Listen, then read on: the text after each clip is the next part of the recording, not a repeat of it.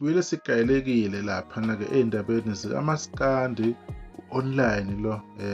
online sinokuvakashela-ke sometimes sibheke ukuthi abafowethu iy'ntokazi zakwethu benza kanjani laphana-ke kumaskandi-ke especially-ke ku-Spotify ngoba-ke u-YouTube wona-ke u-easy abantu ba-understand. Ubani uJikijiki wakhipha-ke i-album laphana ethi yena Game On or EP angazi ithini-ke indaba-ke bathi-ke isiyehlele ku-number 7 but isese-top 10 for isikhathi eside yaphuma sinesikhathi yaphuma kuba amanye ama-album mhlawumbe nabe sephumile iviki lani-ke lesi-10 ilaphana umsebenzi omuhle kakhulu uJikijiki awenzile nengoma ethi ngizomthatha khona noShenge basihlala Nkosi. Uma siqhubeka laphana-ke ubani-ke uMenzi Music i-album yakhe ethi ezohlala nawe bathi-ke ibambe laphana ku-number 3 phela imagine le album iviki lesi-7 le ihleli ku-number 3 inhle kakhulu le uMenzi le album wenza kahle kakhulu ayikhiphe kuba ukuthi mfaka-ke ey'ntweni kanjani-ke bathi-ke iphinde yahlala laphana-ke ngo-1.153 million ama-streams evikini lesi-7 i-highest yayo ukuthi ikhuphuke iyagcina-ke ku-number 2 bese bani-ke umzukulu kufika into zami bathi manje is now the 8th longest running top 10 album by South African artist on Spotify weekly album charts. So i-album is-8 ukuthi ihle isikhathi eside-ke kwi-top 10 amaviki esewu-37 udlula bani-ke uLwandle Kuli ne-album yakhe ethi Imizwa yahlala 36 weeks Zukulu loyo umsebenzi omuhle kangaka madoda le-album yashaya kakhulu futhi inzima kakhulu yaphuma laphana ngeyi-16 October 2025 lokho angikhohlwa ngoba sesiyilindile siyibhekile ukuthi yena izosebenza kanjani. Yaphinda-ke i-album kaMzukulu isahlele ku-number 5 laphana kubani-ke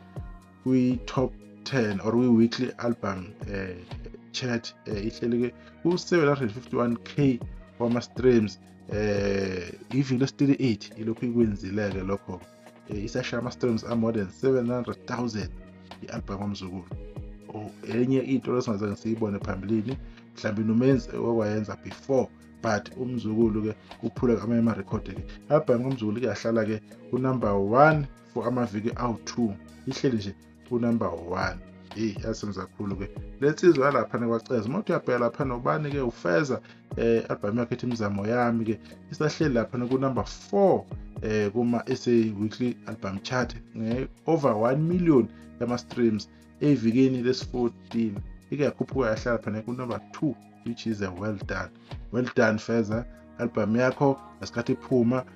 abantu bake bathi kuba warm nje wantu bafudumela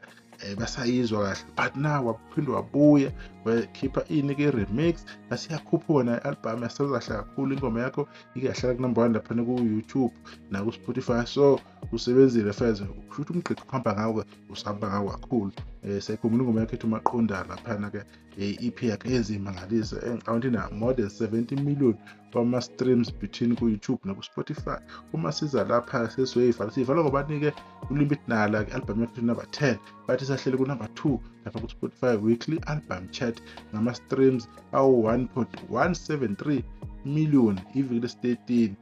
ike yahlala ku-number 1 for amaviki awu-5